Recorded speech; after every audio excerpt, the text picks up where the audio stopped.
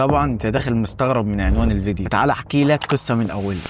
قبل اي حاجه كده يا جدعان، والله العظيم وحشتوني وبشكركم جدا ان احنا وصلنا 10000 مشترك، دي قبل اي حاجه. بسم الله الرحمن الرحيم، نبدا ونقول ازيكم يا جدعان، عاملين ايه؟ يا رب دايما تكونوا بخير. النهارده جاي بفكره فيديو جامد جامد جامد جامد. بامانه الانترو ما وحشكوش يا جدعان، والله العظيم جمادات. بصوا بقى يا جدعان، النهارده جاي احكي انا كنت مختفي الفتره اللي فاتت دي كلها، كنت فين؟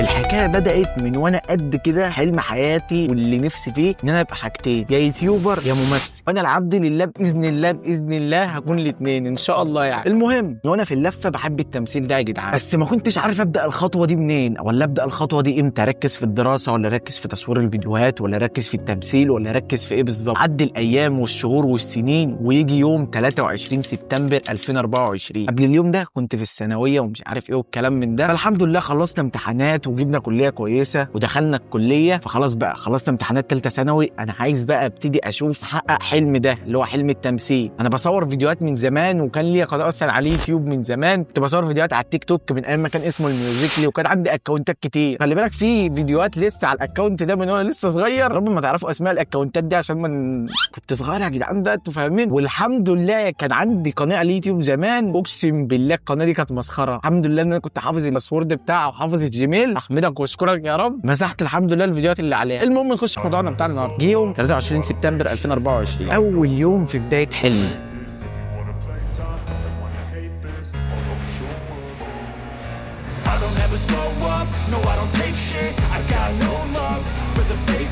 قبل اليوم ده ما يجي كنت بقلب كده على الفيس، فظهر لي بوست مكتوب ايه، محتاجين وجوه جديده في التمثيل والحاجات دي كلها. المهم قمت ايه، كان في رقم الواتس، جايب رقم الواتس ده، قمت داخل مكلم الراجل. والراجل ده احنا دلوقتي اكتر من اخوات، هو احمد المصري، طبعا مع حفظ الالقاب، انا هقول اسامي بس مع حفظ الالقاب طبعا. احمد المصري اخويا الكبير. المهم دخلت كلمته، قلت له انتوا كنتوا منزلين انكم عايزين وجوه جديده والحاجات دي كلها وكده. فالمهم دخل قال لي انت منين وكده. انا المفروض انا من الغربيه، المكان اللي انا هروح امثل فيه ده فين؟ في اسكندريه.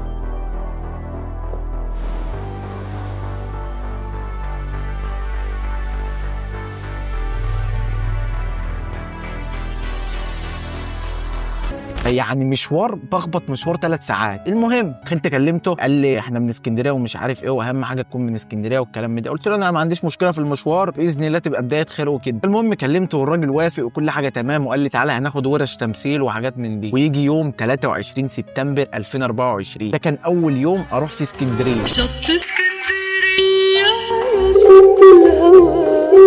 رحت اسكندريه، واقسم بالله اسكندريه دي يا جدعان بالليل وفي الشتاء اقسم بالله اوروبا. اول يوم كان المكان كان في اسمه معهد الموسيقى العربيه. فالمهم رحت المعهد ده ومش عارف ايه والكلام من ده. المعهد انا دخلته في بوستر عليه ممثلين كتير، نور الشريف وعادل امام ورشدي اباظه وممثلين كتير قوي يا جدعان. المهم بقى انت جه في دماغك بقى اللي هو يعني الممثلين دول كلهم طالعين من المعهد ده، باذن الله هنكون زيهم في يوم من الايام. والعقل بقى بدا يفكر ويسرح بقى، خلاص بدايه النجوميه بقى. المهم قابلت ايه اول حاجه؟ المخرج يوسف جوبه، طبعا مع حفظ الالقاب. انا اول سؤال جه في دماغي، سيبك من التمثيل وسيبك من الورشه وسيبك من كل حاجه، انا سالت على البوستر بتاع الممثلين ده، هل الممثلين دول طلعوا من هنا؟ قال لي لا يا عم ده صوره عاديه ومش عارف الكلام من ده. قلت خلاص باذن الله اول ممثل هيطلع من معهد الموسيقى هيكون انا. فالمهم دخلنا، كانت اول ورشه تمثيل، عملنا اول ورشه تمثيل. كانت الورشه دي عباره عن ايه؟ كان اللي فاكره الكلام ده طبعا بقول لكم من السنه اللي فاتت، بس اللي فاكره كان مثلا بيقول لك ايه، قول مثلا كلمه السلام عليكم بكذا شخصيه، ضابط، دكتور، مهندس، مدرس. المهم انا عملت الكلمه دي بكذا شخصيه وكده.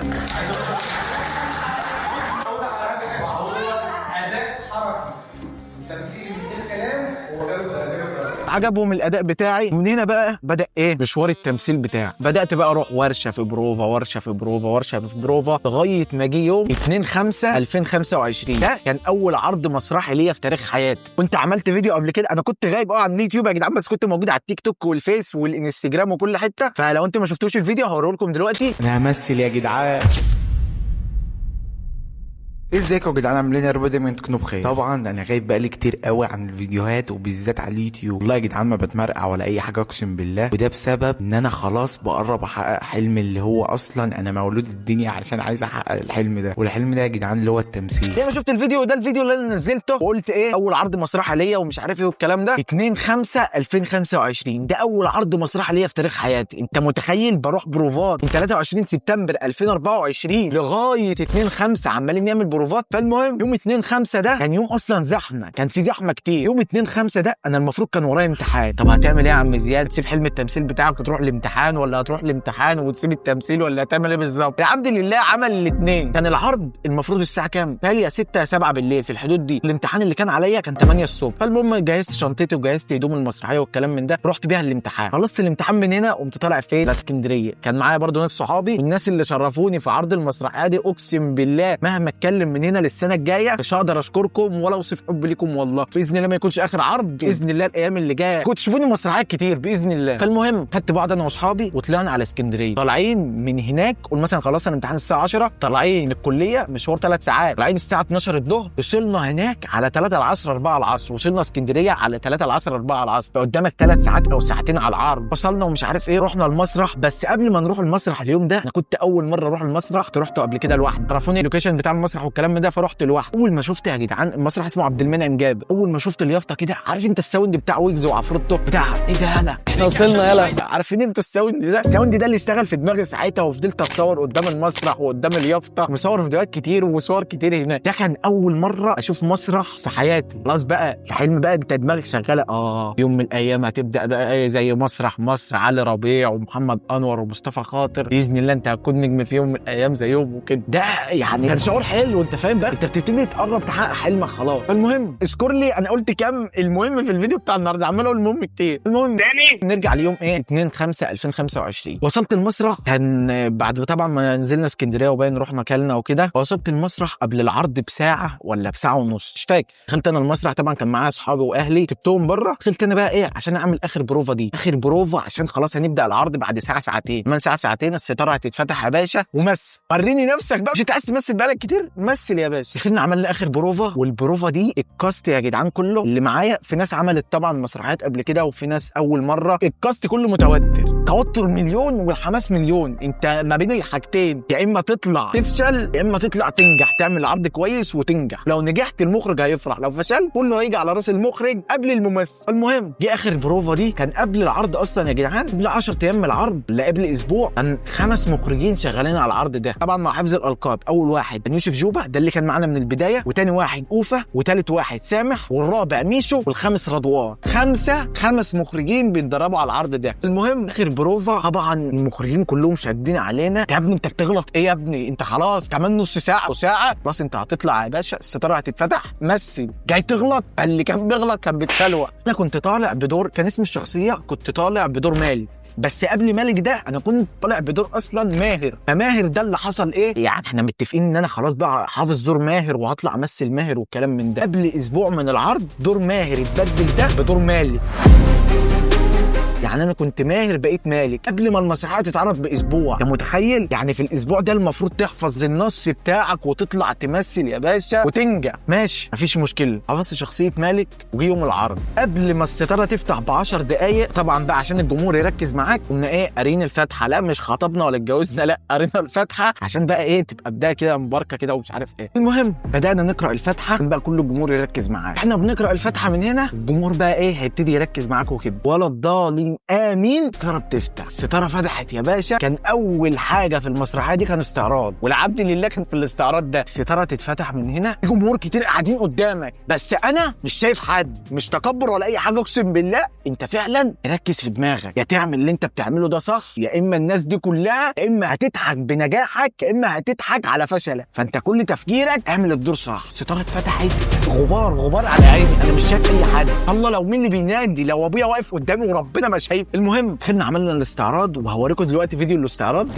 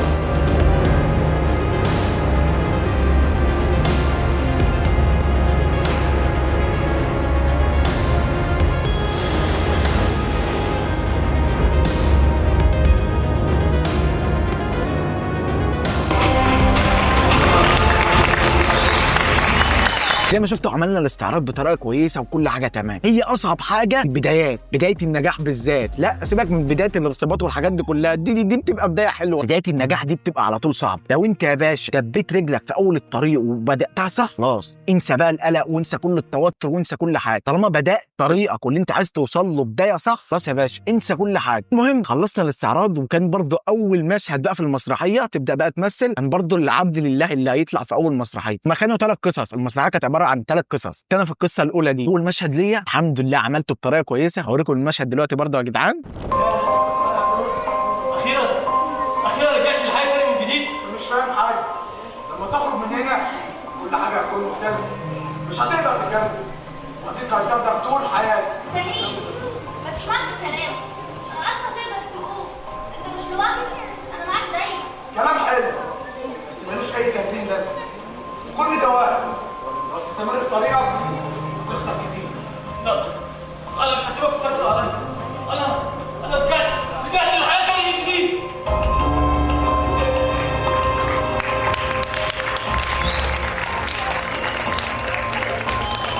زي ما شفتوا ده كان اول مشهد ليا في تاريخ حياتي المسرحيه دي. يعني ده كان اول خلاص بقى البدايه. الحمد لله عملناه بطريقه كويسه. خلاص بقى التوتر ده شلته من دماغي. قلت لك اهم حاجه هي البدايه، بداتها صح انسى كل حاجه بقى جايه. بدات البدايه دي غلط انت مش هتعرف تمثل. خلاص سيبك بقى من انك هتطلع بقى في المشهد التاني. طبعا انت هتتحسن في المشهد التاني بس المفروض تبداها صح. طالما بداتها صح وخدت الثقه خلاص انسى اي حاجه. وهكذا بقى يا جدعان، كل واحد يطلع يمثل دوره وكل واحد يطلع يمثل دوره وهكذا. انا كنت طالع بدور مالك ده. دور مالك ده كان شيطان. انا وريتكم اول مشهد ليا، دلوقتي هوريكم اخر مشهد ليا في المسرحيه. اللي انت عملته ده ازاي ما تسمعش كلام عشان الخير ينتصر؟ شفت بقى ان الخير هو المفروض ايه؟ انا دايما بنفسي مش طالع عمره ما يموت. يبقى اثبت لك ان الخير هو اللي هينتصر. اثبت لي.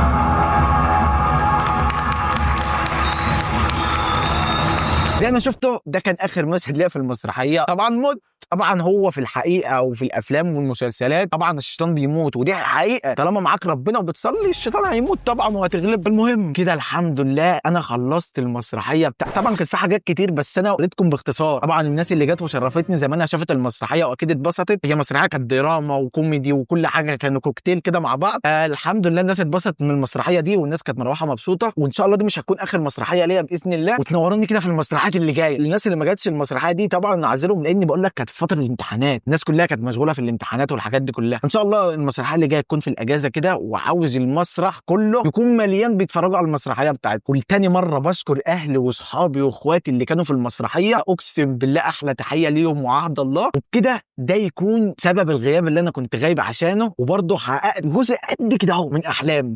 جزء قد كده اهو من احلامي. ان شاء الله ان شاء الله اللي جاي على وجع قلب. فبس كده يا جدعان دي تكون القصه بتاعتي النهارده. يا رب اتمنى اكون خفيف على قلوبكم كده وما اكونش طولت عليكم. وفي وسط الدربكه وفي وسط التمثيل والبروفات والورش والحاجات دي كلها، في يوتيوبر مشهور جدا وممثل مشهور جدا عملوا على فيديو انا كنت عامله ممثله قبل كده رياكت. مش عارف بقى الناس شافت الفيديو ولا ايه. هما الاثنين دول يا جدعان ياد الموجي واحمد داش. طبعا اقسم بالله الاثنين على راسي وبحبكم والله العظيم. كنت برضه طلعت ورديت عليهم في فيديو على التيك توك. لو انت مش متابعني هناك فايتك كتير. في عشان ما اطولش عليكم الفيديو بتاع النهارده ممكن نحكيها في فيديو تاني. طلعنا ردينا عليهم اوريكم دلوقتي الرد يا جدعان. اللي عمله احمد داش هو ياد الموجي ده انا مش هسكت عليه.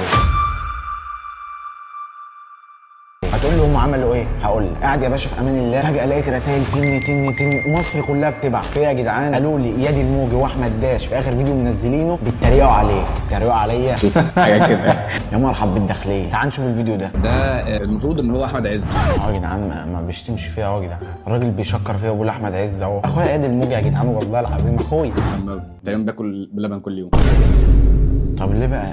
طب ليه الغلط؟ طب انت كده بتمدحني ولا بتتريق مش عارف. طب ليه يعني باكل بلبن مكتوب على قرط اشطوطه يعني ولا ايه؟ ولا واشم قنبله هنا ولا مش عارف انا. ماشي يا عم اياد مقبول. نخش في اللي بعد. حاجه كده. انت كمان بتتريق يا عم احمد. عجبتك قوي باكل بلبن كتير. عجبتك. ماشي يا جدعان ماشي ماشي يا محمد عبد العال. انت دخلت بيتك وانت عمال تنمرني، مالك في ايه؟ صاحبك ميت بقاله 6 شهور. قاعدين مستمتعين بالتمثيل، محدش يعرف يقول كلمه. عيب عليكم يا جدعان، انا مشرفكم بره وجوه والله. انا ما بحبش اتكلم عن نفسي كتير. شوفوا قاعدين باحترامهم كده وبيشوفوا الفيديو يا جدعان، بتتريقوا فين بس؟ وانت قاعد على مكتبك ما بتعملوش حاجه. انا جاي اقول اساعدك. عيب يا سيف. بقى محمد ممدوح تمام. محمد ممدوح كده عامل دور كويس اهو. لو خس. يا عم ايه اللي انت بتقوله ده؟ ماليش دعوه والله يا استاذ محمد، والله يا استاذ محمد ممدوح تايسون، اقسم بالله ماني هو اللي عمال يقول لو خس ومش خس. خس يا اياد. استاذ محمد ممدوح تايسون، يا سلام على خفه دم وخفه وزن وخفه كل حاجه يا جدعان. يا عم مش عايزين كمل. مش هيجي كده. او لو زرع شعر. نهار اسود، يا نهار اسود. انتوا يا جدعان انتوا باعتين الفيديو غلط. المفروض ما تقولوش يا عم اياد اللي انت بتقوله ده. يا عم اياد لو زرع شعر، بعدين لو زرع شعر ايه؟ ما هو كان في شقه يا عم بشعر، نظلمه. كمل. ايه رايك في التمثيل الشباب يعني؟ ايوه نخش في الراي بقى، نخش في شايف الراي. ان المفروض يبقى في تبديل ادوار؟ ممكن. قال له تبديل ادوار ممكن. قصدك ايه يعني يا عم اياد؟ اصبر بس. غلط وانا كنت مستنيه. قصدك ان انا مش عارف امثل الشخصيتين؟ انا عايز شخصيه تانية هي اللي تيجي تمثل احمد عز او محمد ممدوح. انا مش هسكت على الكلام ده. وافتكر يا احمد يا داش، انت واياد الموجي انتوا اللي بدأتوا. سلام. بص هنا رايح فين؟ اياد الموجي واحمد داش والله العظيم يا جدعان اخواتي. ويا باشا فيديوهاتي كلها فيديوهات، هات الفيديوهات يا باشا واتريق براحتك، ما نقدرش نقول حاجه. وشرف ليا والله العظيم انك بتعمل رياكت على الفيديو بتاعي. مش شايف والله العظيم اللي هو رياكت يعني الفيديو بكل احترام. انا طالع الفيديو ده اشكركم والله العظيم، وماليش دعوه بقى باسم محمد ممدوح والدنيا دي كلها. لو ضربكم انا ماليش دعوه، انا ما جبت سيرته، انا كنت بدافع عنه. بقول لك اخف قلبه واخف وزنه واخف كل حاجه في الدنيا، انا ماليش دعوه. في اخر الفيديو يا جدعان احب امسي على اياد الموجي واحمد داش. احلى مسا والله العظيم، وباذن الله مستنيين فيديوهات تانية. وبس كده، سلام. زي ما شفتوا والله العظيم انا ما زعلت من الرياكت ولا اي حاجه، بالعكس ده فوق راسي والله العظيم. الراجل بيتكلم باحترام وما غلطش فيا. واحلى تحيه مني ليكم من المكان اللي انا قاعد فيه ده. احلى تحيه لاحمد داش واياد الموجي. وبس كده يا جدعان، وباذن الله انتظروا الفتره اللي جايه فيديوهات. اقسم بالله محضر لكم في كميه افكار، فيديوهات في دماغي باذن الله الفتره اللي جايه هنفذها ان شاء الله تعجبكم باذن الله. ما عدناش نغيب بقى، نبتدي بقى نركز في اليوتيوب ونركز في التمثيل ونركز في التيك توك والانستجرام والفيسبوك باذن الله. الفتره اللي جايه دي عايزين ننتشر وسط السوشيال ميديا كلها، مش عايزين اي حد في السوشيال ميديا ما يعرفناه. برضه لتاني مره بشكركم على 10000 مشترك. انا ما اعرفش انا وصلت ل 10000 مشترك ده ازاي. انا كنت امبارح 100 مشترك، 100 مشترك، وكنت فرحان قوي بال 100 مشترك. النهارده بكلمكم بعد الحمد لله تعب 3 سنين في اليوتيوب. طبعا سيبك من التعب اللي انا بتعبه من صغري ده، 3 سنين في اليوتيوب الحمد لله وصلنا ل 10000 مشترك. من مكاني ده بقول لكم لو انت عايز تبدا يوتيوب او عاوز تعمل اي حاجه في حياتك ابتدي من دلوقتي. سيبك بقى من ان انا لسه بقى هجيب مايك ولسه هجيب اضاءه ولسه هجيب بقى مش عارف ايه ومش عارف ايه. سيبك من شغل الحاجه دي. انت يا باشا لو بتحب حاجه عاوز توصل لها توصل لها باذن الله، طول ما انت معاك ربنا وطول ما انت تعافر مع الحاجه اللي انت عاوزها دي. بس كده يا جدعان، ويا رب يكون الفيديو بتاع النهارده عجبكم باذن الله. انتظروا الفتره اللي جايه فيديوهات جامدين جدا. بس كده، سلام.